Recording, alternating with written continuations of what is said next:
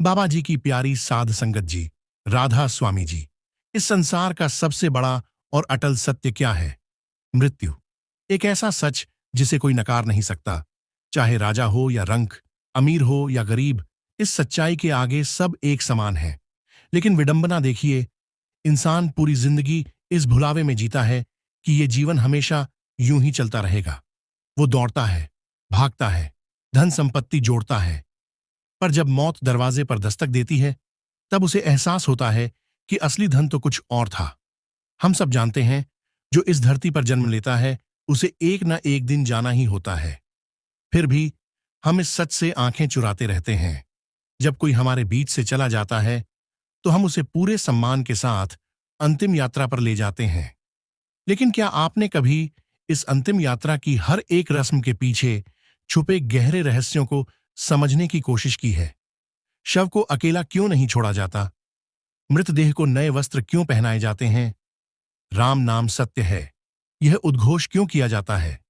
रास्ते में मखाने और सिक्के क्यों फेंके जाते हैं? शव यात्रा के आगे मटकी फोड़ने का क्या रहस्य है? श्मशान से लौटते वक्त पीछे मुड़कर क्यों नहीं देखा जाता? अस्थियों को 3 दिन बाद ही क्यों एकत्र किया जाता है? महिलाओं का श्मशान घाट जाना क्यों वर्जित माना गया? शिशुओं को जलाने की बजाय दफनाया क्यों जाता है? मृत्यु के बाद घर में पूजा पाठ कुछ दिन तक क्यों रोका जाता है? ये सब यूं ही नहीं होता।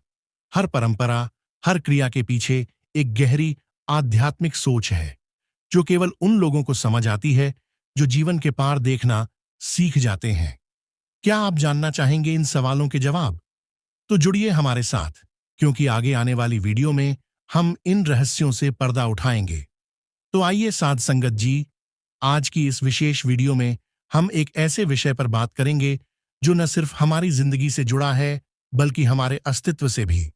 अगर आपके मन में भी कभी यह सवाल उठा है कि मृत्यु के बाद क्या होता है, या फिर क्यों निभाई जाती हैं ये सभी परंपराएं, तो आप इस वीडियो को अंत तक जरूर देखिए, क्योंकि आज हम उन सवालों के जवाब ढूंढेंगे जिनका जवाब न विज्ञान अब तक दे पाया है और न ही कोई तर्क। आज हम उस गहराई तक उतरेंगे जहां से हमारे जीवन और मृत्यु का असली रहस्य शुरू होता है।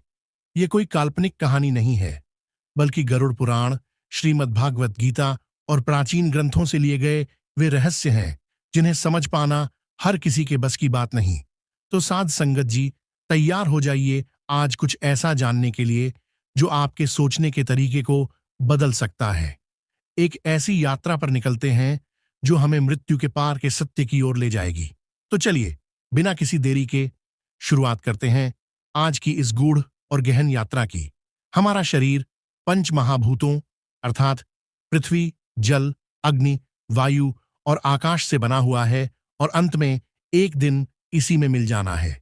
इसीलिए मनुष्य कितना भी धन कमा ले, कितनी भी ख्याति अर्जित कर ले, एक दिन उसको सब कुछ यहीं छोड़कर जाना होगा। यही संसार का नियम है, और इस नियम को न कोई बदल सकता है, न बदल पाएगा। गीता में भी श्री कृष्ण भगवान कहते हैं, जिसने जन्म लिया है उसकी मृत्यु निश्चित है, और जिसकी मृत्यु हुई उसका अगला जन्म भी निश्चित है। यह चक्र निरंतर चलता ही रहता है। साध संगत जी, आपने यह कहावत तो सुनी ही होगी, यह जीवन तो नश्वर है, यानी कि हम सबको एक ना एक दिन इस मृत्युलोक को छोड़कर जाना ही होगा। इसके बाद भी मनुष्य इस विषय पर बात करने से बचता है और मृत्यु शब्द से भी भय खाता है। शायद इसीलिए महाभारत काल में युधिष्ठिर ने यक्ष से कहा था, दुनिया का सबसे बड़ा आश्चर्य यही है कि मनुष्य रोज किसी ना किसी को मरते हुए देखता है, लेकिन स्वयं अपने मरने के बारे में वह कभी नहीं सोचता, जबकि मौत तो एक दिन उसकी भी होनी ही है। साध संगत जी, पहले हम यह जानने का प्रयास करेंगे कि मृत्यु होने के बाद मृत शरीर को, यानी कि शव को, अकेला क्यों नहीं छोड़ा जाता। साध संगत जी, आप और हम जिस लोक में रहते हैं उसे मृत्युलोक कहा जाता है। मृत्युलोक में मृत्यु के बाद अंतिम संस्कार से जुड़ी ऐसी कई बातें हैं जो हम नहीं जानते। मृत्युलोक से मृत व्यक्ति के शव को विदा करने के कुछ नियम बनाए गए हैं, जिनका आधार आध्यात्मिक होने के साथ साथ वैज्ञानिक भी है। अगर आपने गौर किया हो, तो यदि किसी व्यक्ति की मृत्यु सूर्यास्त के बाद होती है, तो उसके परिजन रात बीतने का इंतजार करते हैं और अगले दिन जाकर ही शव को जलाते हैं।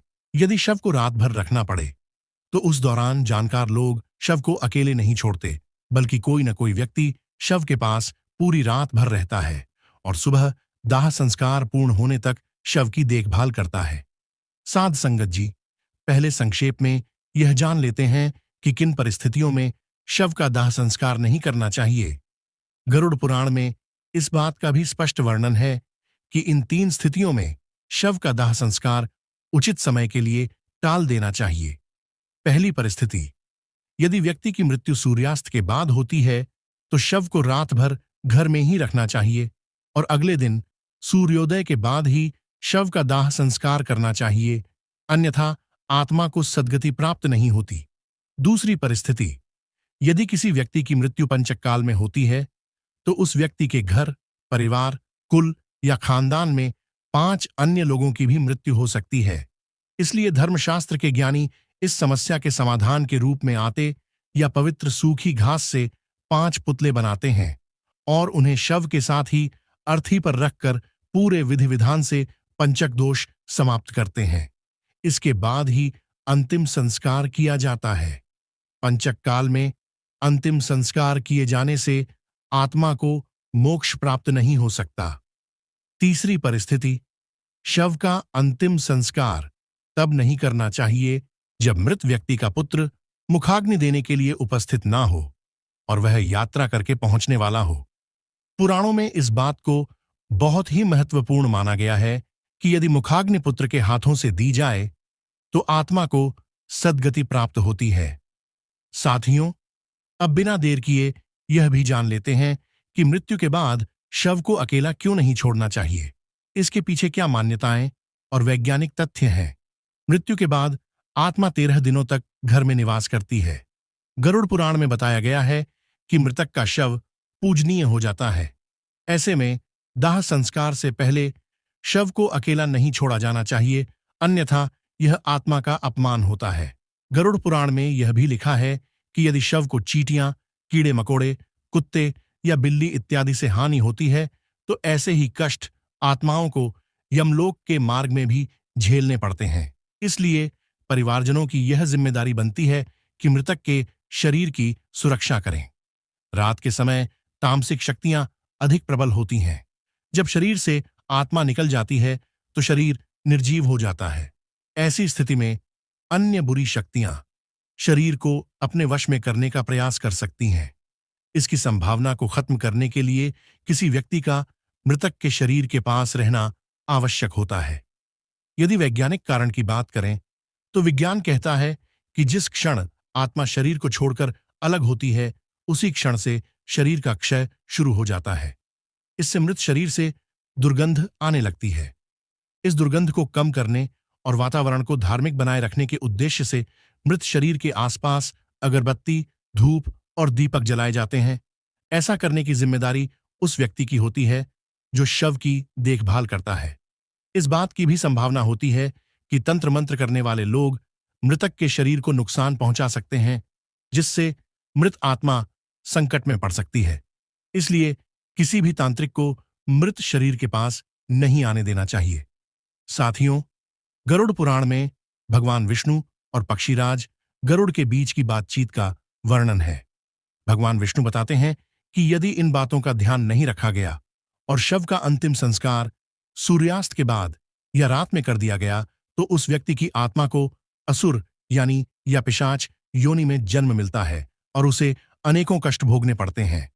व्यक्ति की मृत्यु और दाह संस्कार का समय कितना महत्वपूर्ण होता है, यह आप महाभारत काल की घटना से समझ सकते हैं। भीष्म पितामह बाणों की शैया पर लेटे हुए सूर्य के दक्षिणायन से उत्तरायण में आने का इंतजार कर रहे थे।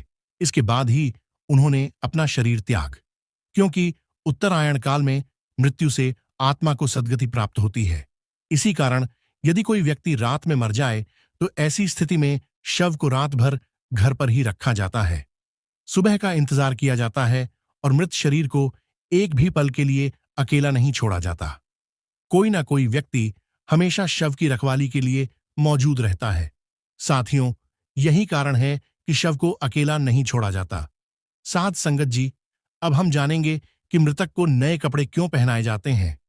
दोस्तों, जैसे कि हम आपको ऊपर बता चुके हैं कि सनातन हिंदू धर्म में दाह संस्कार से जुड़े ऐसे कई नियम हैं जिन पर विज्ञान ने भी अपनी राय दी है।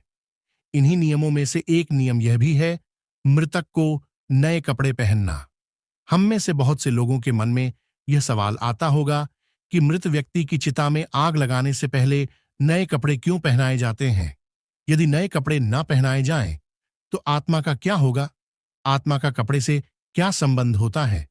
इसके साथ ही साथ हम यह भी जानेंगे कि मृत व्यक्ति के जो कपड़े परिवार के सदस्य निशानी के रूप में रख लेते हैं या उनकी याद में पहनते हैं। ऐसा करने से मृत आत्मा को क्या होता है और गरुड़ पुराण में इस विषय पर क्या कहा गया है। दोस्तों, हिंदू धर्म के अनुसार मृतक के शव को गंगाजल से नहलाकर नए वस्त्र पहनाकर उसे विदा किया जाता है। आइए पहले यह जान लेते हैं कि मृत व्यक्ति को दाह संस्कार से पहले स्नान क्यों करवाया जाता है। हिंदू धर्म के 18 पुराणों में से एक गरुड़ पुराण में इस बारे में विस्तार से बताया गया है। गरुड़ पुराण के अनुसार भागवत नाम एवं गोत्र का उच्चारण करते हुए मृत व्यक्ति को नहलाने की बात की गई है, और यदि किसी कारणवश तीर्थ स्थल में अंतिम संस्कार नहीं हो रहा हो तो ऐसी स्थिति में मृतदेह को स्नान कराने के लिए पानी में गंगाजल मिलाकर स्नान करवाना चाहिए। इस दौरान यह ध्यान में रखें कि भागवत नाम जप का उच्चारण नहीं रुकना चाहिए, क्योंकि मंत्र उच्चारण करते हुए नहलाने वाले इंसान के हाथों से स्पर्श किया हुआ जल भी अभिमंत्रित हो जाता है, जिससे यह जल जहां भी पड़ता है अपने आसपास का वातावरण शुद्ध कर देता है। जब यह पवित्र जल मृत व्यक्ति के देह पर पड़ता है तो उस शरीर का रंज और तम कणों का आवरण नष्ट हो जाता है और आत्मा का शरीर से मोह कम होता है। दोस्तों, जिस रज और तम कणों की बात हम यहां पर कर रहे हैं वह प्रकृति से ही उत्पन्न हुए 3 गुण हैं। पहला सतोगुण, दूसरा रजोगुण और तीसरा तमोगुण, जो अविनाशी जीवात्मा को शरीर में बांधते हैं। साथियों, इस बात को आसान शब्दों में समझे तो मृतदेह का अंतिम संस्कार से पहले इस प्रकार स्नान कराने से उसकी आंतरिक शुद्धि होती है। इसके बाद शरीर पर चंदन, तिल के तेल और घी का लेप लगाना चाहिए। फिर उस शव को नए वस्त्र पहना देना चाहिए। गरुड़ पुराण के अनुसार किसी भी शव को बिना वस्त्रों के नहीं जलाना चाहिए। मृतक के शरीर को वस्त्र से पूरी तरह ढक देना चाहिए और इस बात का विशेष रूप से ध्यान रखना चाहिए कि मृतक के वस्त्र नए हों, शुद्ध हो और सफेद रंग के हों। हिंदू धर्मशास्त्रों में सफेद रंग को शांति और पवित्रता का रंग माना जाता है, इसीलिए मृतदेह के शरीर को सफेद कपड़ों से ढका जाता है। सनातन धर्म में सफेद रंग को शुद्धता और मोक्ष का प्रतीक भी माना जाता है। गरुड़ पुराण में यह भी बताया गया है कि मृत व्यक्ति को पहनाए जाने वाले वस्त्रों को पहले थोड़ी देर धूप में रखना चाहिए और हो सके तो गोमूत्र या गंगाजल का छिड़काव करके उन्हें शुद्ध कर लेना चाहिए। ऐसा करने से कपड़ों के माध्यम से मृत व्यक्ति के शरीर के चारों ओर एक पवित्र कवच बन जाता है, जो शव को बुरी शक्तियों के संपर्क में आने से बचाता है। साथ ही साथ ऐसा माना जाता है कि मृतक यमलोक की नई यात्रा पर जा रहा है। ऐसे में नए वस्त्र पहनकर ही उसे विदा किया जाना चाहिए। इसके बाद अंतिम संस्कार की विधि को आगे बढ़ाते हुए मृतदेह को चिता पर रख दिया जाता है और उसके ऊपर पुष्प, चंदन और 5 प्रकार की पवित्र लकड़ियों को रखकर मुखाग्नि दे दी जाती है। दोस्तों, दाह संस्कार के बाद अस्थियों की राख एवं अस्थियों को गंगा आदि पवित्र नदियों में प्रवाहित कर देना चाहिए। ऐसा करने से उस मनुष्य के सारे पाप धुल जाते हैं और उसकी आत्मा पाप मुक्त हो जाती है। आत्मा की शुद्धि और पाप मुक्ति के लिए ही मृतक के परिवार द्वारा नए कपड़े पहनते हुए उसे आदर पूर्वक विदा किया जाता है और आत्मा की शांति के लिए प्रार्थना की जाती है। साध संगत जी, आइए अब हम आपको बताते हैं कि मृत व्यक्ति के कपड़े निशानी के तौर पर रखने से आखिर होता क्या है। दोस्तों, जब हमारा कोई अपना इस दुनिया से चला जाता है तो अक्सर हम उनकी वस्तुओं को उस व्यक्ति की याद के रूप में संभाल कर रख लेते हैं। इन वस्तुओं में आमतौर पर कपड़े और उस व्यक्ति की पसंदीदा चीजें भी होती हैं। कई बार ऐसा भी होता है कि मृतक के कपड़े उनके घर वाले पहन लेते हैं, लेकिन ऐसा कभी नहीं करना चाहिए। सनातन धर्म के अनुसार मृत व्यक्ति के कपड़े पहनने की सख्त पाबंदी है। मान्यता है कि मृतक की आत्मा का अपनी चीजों से जुड़ाव बना रहता है और मृतक के कपड़ों को पहनने से आत्मा का हमारी तरफ आकर्षण बढ़ता है, जिससे मोक्ष प्राप्ति में हानि होती है। ऐसा भी माना जाता है कि अगर कोई उस मृत व्यक्ति के कपड़े पहनता है तो वह उस व्यक्ति से जुड़ी यादों से बाहर नहीं आ पाता है। इसीलिए अगर हम किसी मृत व्यक्ति का सामान अपने इस्तेमाल में लाते हैं तो यह हमें मानसिक रूप से कमजोर बनाता है, क्योंकि हम उस व्यक्ति के ना होने के दुखद क्षण को भूल नहीं पाते और वह व्यक्ति हमें बार बार याद आता रहता है। इसीलिए कहा जाता है कि आपको मृतक की कोई भी वस्तु या कपड़े आदि उपयोग की हुई चीजें इस्तेमाल में नहीं लानी चाहिए। इन्हें हमेशा दान कर देना चाहिए। साध संगत जी, अब तक हमने जाना कि मृतक को नए कपड़े क्यों पहनाए जाते हैं, और अब हम जानेंगे कि अंतिम यात्रा में राम नाम सत्य है, ये क्यों बोला जाता है। अंत में हम बताएंगे कि शव यात्रा में मृत व्यक्ति के ऊपर मखाने और सिक्के क्यों फेंकते हैं। साथियों, हिंदू धर्म में आपने देखा होगा, मृत्यु के बाद जो लोग व्यक्ति की अंतिम यात्रा में जाते हैं, पूरे रास्ते भर राम नाम सत्य है, राम नाम सत्य है बोलते रहते हैं। क्या आपको पता है कि ऐसा क्यों कहा जाता है? अंतिम यात्रा के दौरान राम का ही नाम क्यों लिया जाता है? आखिर क्यों महादेव भी राम नाम की महिमा का गुणगान करते हैं? साथ ही हम यह भी देखेंगे कि कैसे राम नाम के जाप का चमत्कारिक प्रभाव आपके जीवन पर पड़ता है। कैसे राम नाम के प्रभाव से वाल्मीकि जैसे एक साधारण डाकू त्रिकालदर्शी महर्षि वाल्मीकि बन जाते हैं और रामायण जैसे महाकाव्य की रचना करते हैं। साथियों, गोस्वामी तुलसीदास जी ने अपनी एक चौपाई में कहा है, तुलसी अपने राम को रीझ भजो या खींच भौम पड़ा जामे, सभी उल्टा सीधा बीज। इस चौपाई का अर्थ है कि राम का नाम जैसे भी लिया जाए, चाहे प्रेम से या गुस्से से, ये ठीक वैसे ही फल देगा जैसे कि खेत में पड़ा बीज चाहे उलटा हो या सीधा पौधा बनकर फल देता है। तुलसीदास जी से एक भक्त ने पूछा था कि जब मन भक्ति करने का नहीं करता तब भी मंत्र जाप करने से क्या फल मिलता है। तुलसीदास जी ने कहा कि जैसे जमीन में बीज बोने के समय यह नहीं देखा जाता कि बीज उल्टे पड़े हैं या सीधे, लेकिन समय आने पर सभी बीज अंकुरित हो जाते हैं और सभी उल्टे सीधे बीजों से फसल तैयार हो जाती है। इसी तरह राम नाम का जाप कैसे भी किया जाए, उसका फल अवश्य ही मिलता है। दोस्तों, पद्म पुराण में एक प्रसंग मिलता है। एक बार माता पार्वती ने महादेव से पूछा कि आप किसका ध्यान करते हैं। इसके उत्तर में महादेव कहते हैं, राम राम राम राम राम, मनोरम सहस्त्र नाम, तुल्य राम नाम वरानने। इसका अर्थ है, राम का नाम पर ध्यान करने से मेरा मन राम की दिव्य चेतना में लीन हो जाता है, जो कि दिव्य है। यह राम नाम विष्णु सहस्त्र नाम के तुल्य है, अर्थात भगवान विष्णु के हजारों नामों के बराबर है। एक बार भगवान शिव ने अपनी पार्वती जी से अपने ही साथ भजन करने का अनुरोध किया। भगवती पार्वती जी ने यह कहकर टाल कि वे विष्णु सहस्त्र नाम का पाठ कर रही हैं। थोड़ी देर तक प्रतीक्षा करके शिवजी ने जब पुनः पार्वती जी को बुलाया, तब भी पार्वती जी ने यही उत्तर दिया कि वे विष्णु सहस्त्र नाम के पाठ के विश्राम के पश्चात ही आ सकेंगी। शिव जी को शीघ्रता थी, भोजन ठंडा हो रहा था, अतः भगवान शिव ने कहा, पार्वती राम राम कहो। एक बार राम कहने से विष्णु सहस्त्र नाम का संपूर्ण फल मिल जाता है, क्योंकि श्री राम नाम ही विष्णु सहस्त्र नाम के तुल्य है। इस प्रकार शिवजी के मुख से राम इस 2 अक्षर के नाम का विष्णु सहस्त्र नाम के समान सुनकर राम नाम का जप करके पार्वती जी ने प्रसन्न होकर शिव जी के साथ भोजन किया। भगवान शिव पार्वती जी से कहते हैं, पार्वती, श्री राम नाम का जाप जागृत, स्वप्न और सुषुप्ति इन तीनों अवस्थाओं में करना चाहिए। पार्वती, मैं भी इन्हीं मनोरम राम नाम में रहता हूं भक्तों। अब जानेंगे राम का अर्थ क्या है। राम का अर्थ है प्रकाश, किरण एवं आभार जैसे शब्दों के मूल में राम है।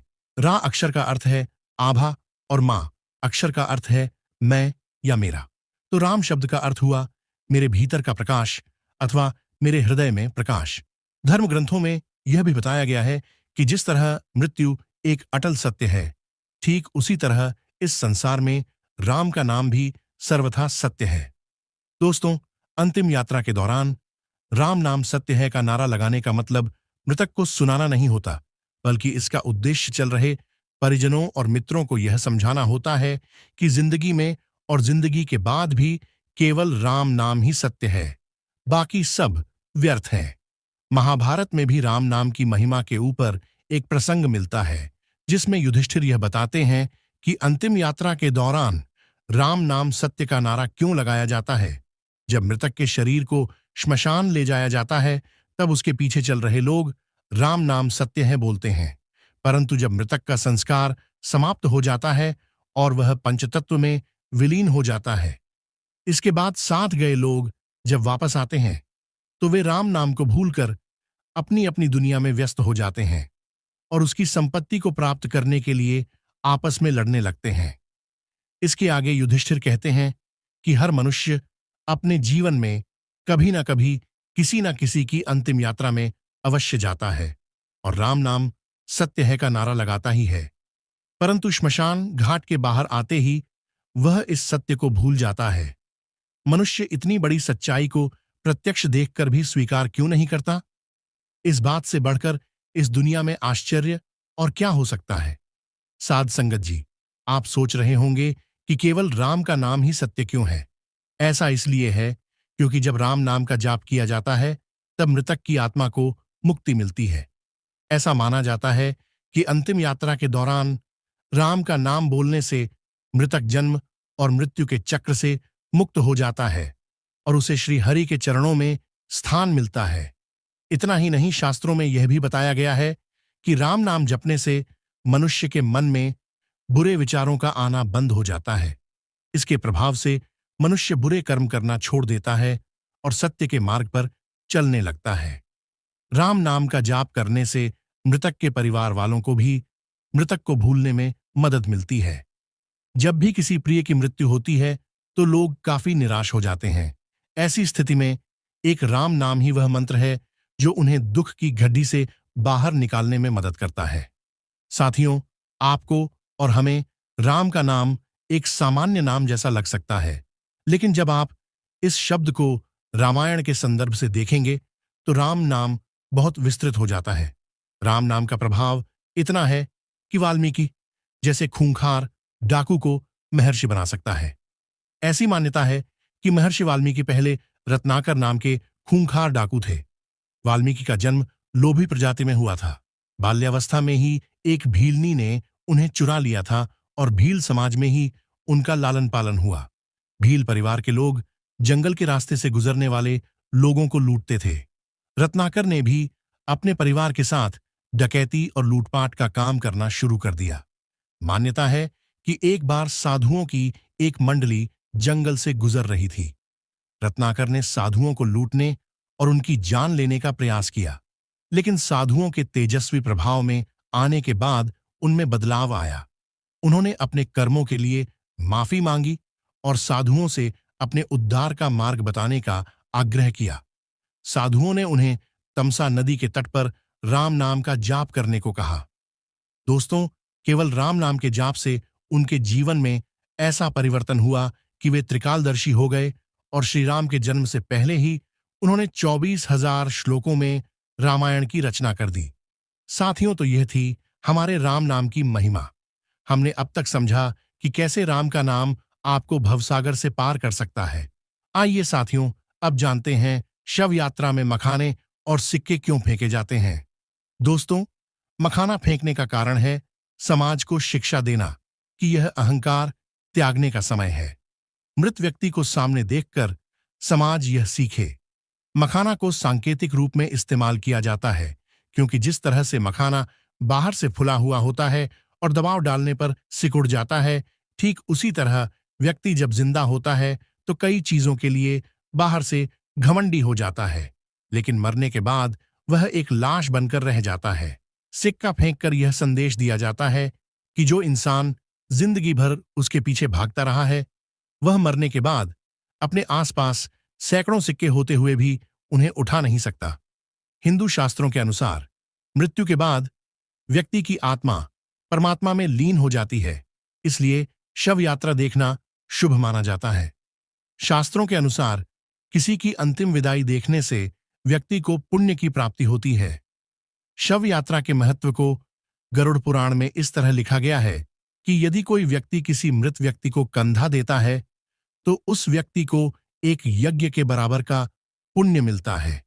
साध संगत जी, अब हम जानेंगे कि मृत व्यक्ति को श्मशान ले जाते समय उसकी अर्थी के आगे एक व्यक्ति मटके में क्या लेकर चलता है, जिसका संबंध मृत व्यक्ति की शादी के फेरों से कैसे होता है। इसके बाद आप जानेंगे कि मुखाग्नि देने से पहले पानी से भरे मटके को गिराकर तोड़ा क्यों जाता है तथा शव को जलाते समय उसके सिर पर डंडा क्यों मारा जाता है। साथियों, मृत्युलोक में जन्म लेने वाले हर जीव जंतु को एक समय के बाद यह लोक छोड़ना ही पड़ता है। उनकी मृत्यु जन्म लेने के साथ ही निश्चित हो जाती है। यही पृथ्वी लोक का सबसे बड़ा सत्य है। प्राणी की आयु क्षण प्रतिक्षण घटती रहती है, लेकिन कितनी बड़ी विडंबना है कि मनुष्य इस सत्य को जानकर भी महसूस नहीं कर पाता। हर व्यक्ति को कल आने की उम्मीद बनी रहती है। हिंदू धर्म में व्यक्ति की मृत्यु के बाद शव का दाह संस्कार किया जाता है। हिंदू धर्म में जन्म से लेकर मृत्यु तक 16 संस्कार होते हैं और इनमें से सबसे अंतिम संस्कार है दाह संस्कार, जो व्यक्ति के मरने के बाद उसके परिजनों द्वारा किया जाता है। इस संस्कार के अंतर्गत वेदों में कई नियम बताए गए हैं जो मान्यता अनुसार आत्मा को मुक्ति दिलाने के लिए जरूरी होते हैं। यह नियम बड़े विचित्र हैं। अधिकतर लोगों को इसकी सही जानकारी नहीं होती, और अगर होती भी है तो आधी अधूरी। गरुड़ पुराण में बताए गए यह केवल मान्यताएं नहीं हैं, बल्कि इनका आधार आध्यात्मिक और वैज्ञानिक दोनों ही है। आजकल लोग इन रीति रिवाजों के पीछे छुपे कारण को नहीं जानना चाहते, और जो जानना चाहते हैं उन्हें सही जानकारी उपलब्ध नहीं हो पाती। आज हम आपको अंतिम संस्कार से जुड़े कुछ अजीबोगरीब नियम और मान्यताओं के बारे में बताएंगे, और साथ ही साथ उनका आध्यात्मिक और वैज्ञानिक कारण भी स्पष्ट करेंगे। दोस्तों, आज देखने को मिलता है कि हम में से कई लोग अपनी पुरानी मान्यताओं को अंधविश्वास मानते हैं और वैज्ञानिक तर्क देकर धर्म के किसी भी उल्लेख को नजरअंदाज कर देते हैं। पतली रस्सी में बंधी मटकी और उससे निकलता हुआ धुआं आपने भी हिंदू शव यात्राओं में देखा होगा। इस मटकी को हाथ में पकड़कर मृतक का कोई परिजन शव यात्रा में सबसे आगे चलता है। फिर शमशान घाट पहुंचकर इसी मटकी की अग्नि को घास पर रखकर सुलगा दिया जाता है और इसी से मृतक का दाह संस्कार किया जाता है। यानी कि घर से लाई गई इस अग्नि से मृतक का शरीर जलाया जाता है। मृतक के घर से लाई गई अग्नि से ही अंतिम संस्कार करने के पीछे एक खास वजह है। दरअसल दूल्हा दुल्हन जिस अग्नि के फेरे लेकर वैवाहिक जीवन में प्रवेश करते हैं, उस अग्नि को मंत्रोच्चारण से घर में स्थापित कर दिया जाता है। अनजान व्यक्ति इसी अग्नि का उपयोग घर, यज्ञ, पूजन इत्यादि में पूरे जीवन करता है। यहां तक कि मरने के बाद भी इसी अग्नि से ही दाह संस्कार किया जाता है। पुराने समय की इसी प्रथा को मान्यता के रूप में आज भी घर से अग्नि जलाकर सुलगा हुआ एक कंडा या उपला मटकी में रखकर श्मशान ले जाया जाता है और फिर इसी से मृतक का दाह संस्कार किया जाता है। आइए अब बात करते हैं कि मुखाग्नि देने से पहले पानी से भरे मटके को गिराकर तोड़ा क्यों जाता है।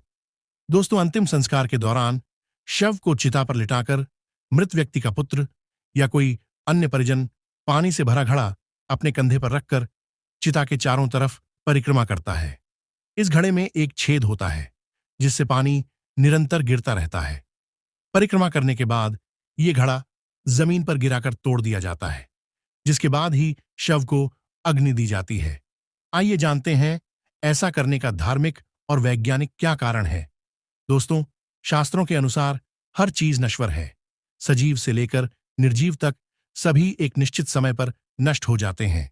हिंदू धर्म के अनुसार जीवन एक छेद वाले घड़े की तरह है जिसमें आयु रूपी पानी हर पल टपकता रहता है और ऐसे ही बूंद बूंद करके मटके से गिरते गिरते वह पानी कुछ ही समय में खत्म हो जाता है।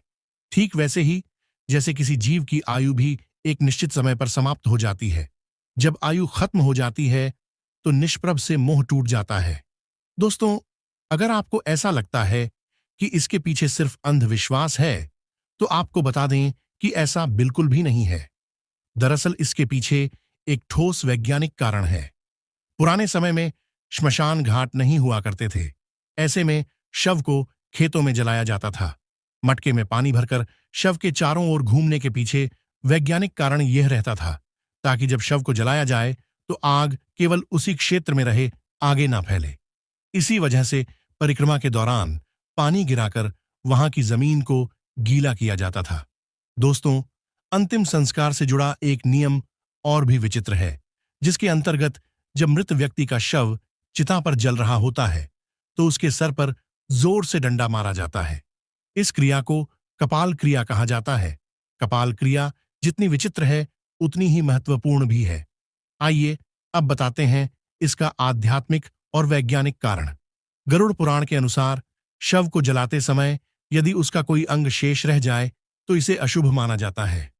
शास्त्रों के अनुसार दाह संस्कार की क्रिया से मृत व्यक्ति का अगला जीवन प्रभावित हो सकता है। इसीलिए घी और कपूर के प्रयोग से शव को पूरी तरह जलाया जाता है। कई बार पूरा शरीर जल जाने पर भी सर नहीं चल पाता, इसीलिए डंडे से प्रहार करके उसे फोड़ दिया जाता है, जिससे वह पूरी तरह जल जाए। डंडे से प्रहार खोपड़ी के बीचों बीच किया जाता है, जहां पर ब्रह्मरंध्र होता है। धार्मिक मान्यताओं के अनुसार जिस व्यक्ति का ब्रह्मरंध्र भेज दिया जाता है तो उसे स्वर्ग मिलता है। कभी कभी यह भी संभव है कि अंतिम संस्कार के समय यदि खोपड़ी पूरी तरह ना जले तो तांत्रिक इसे अपने साथ ले जाकर तंत्र क्रियाओं में इसका उपयोग करते हैं। ऐसे में मृत व्यक्ति की आत्मा को बहुत कष्ट पहुंचता है और मृतक के परिवार पर भी संकट आता है। दोस्तों, अब आपको बताते हैं कि सर पर डंडा मारने के बारे में विज्ञान क्या कहता है।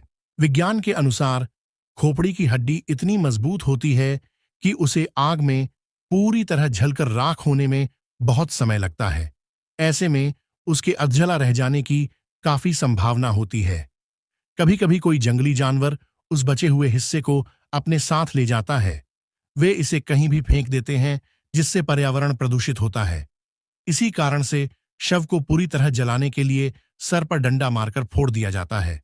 ऐसा माना जाता है कि शव यात्रा देखना सुखद एवं मंगलमय भविष्य का सूचक है। मान्यता यह भी है कि यदि काम पर जाते समय शव यात्रा दिख जाए तो अधूरे काम पूरे होने की संभावनाएं बनने लगती हैं। दुखों का नाश और सुखी जीवन का आगाज होता है।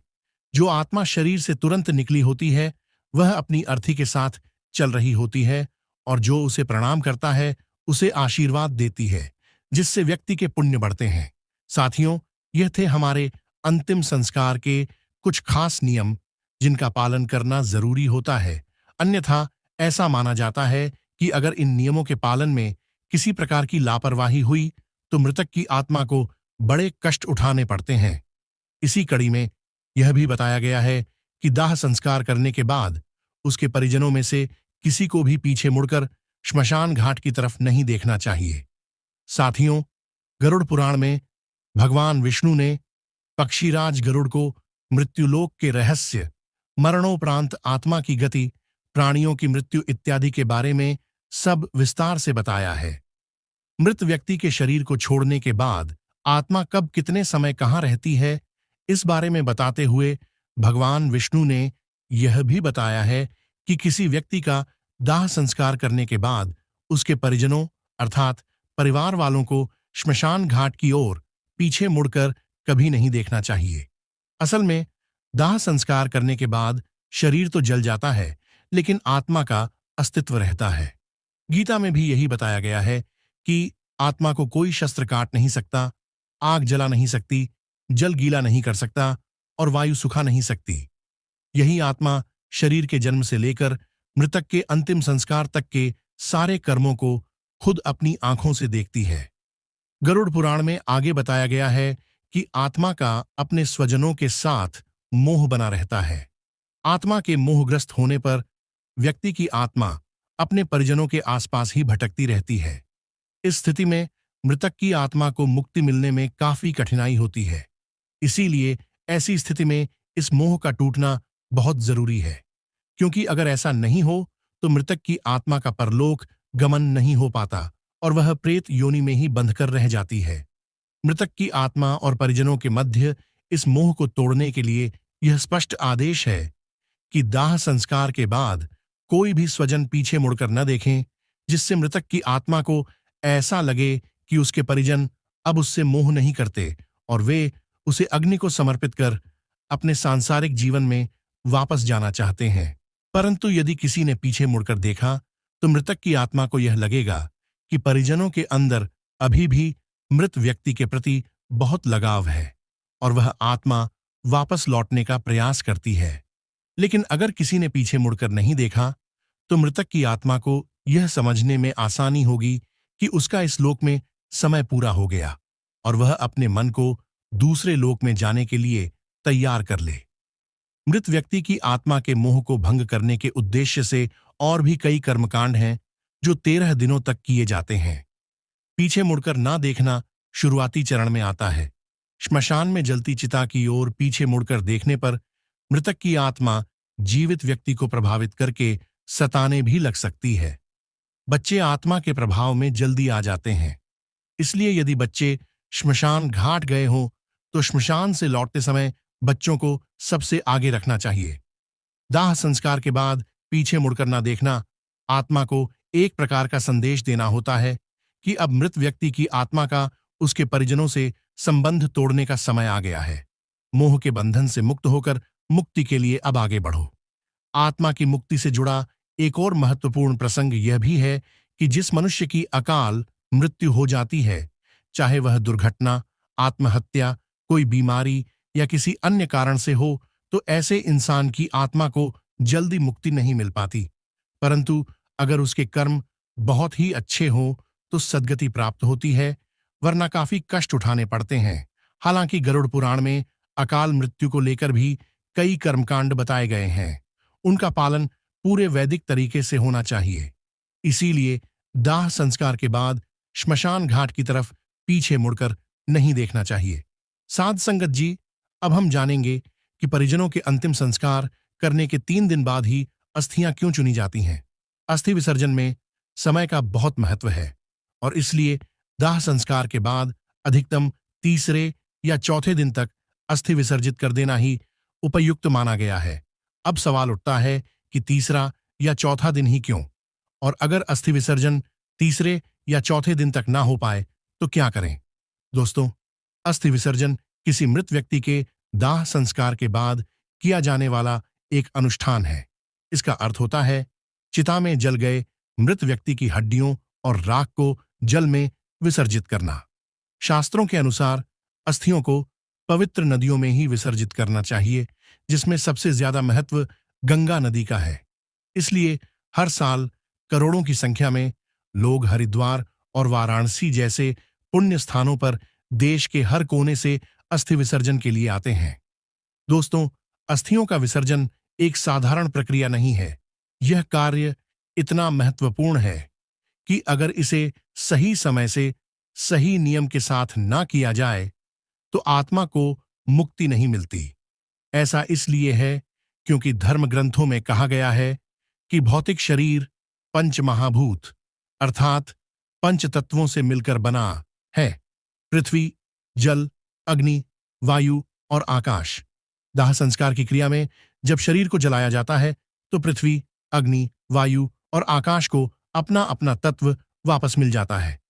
लेकिन जब तक जल तत्व को अपना अंश नहीं मिलता तब तक चक्र पूरा नहीं होता, और इसीलिए यदि अस्थि विसर्जन सही समय या नियम से ना किया जाए तो आत्मा को मुक्ति नहीं मिलती और ना ही वह नया शरीर धारण कर पाती है। तो आइए जानते हैं अस्थि विसर्जन से जुड़े विशेष नियम क्या हैं।